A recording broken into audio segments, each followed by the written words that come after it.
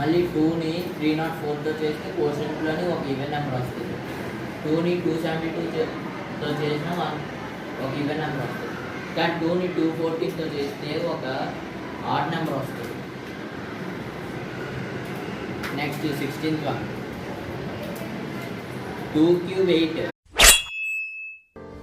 Mopada Kishin Naidu School under guidance of EWE Management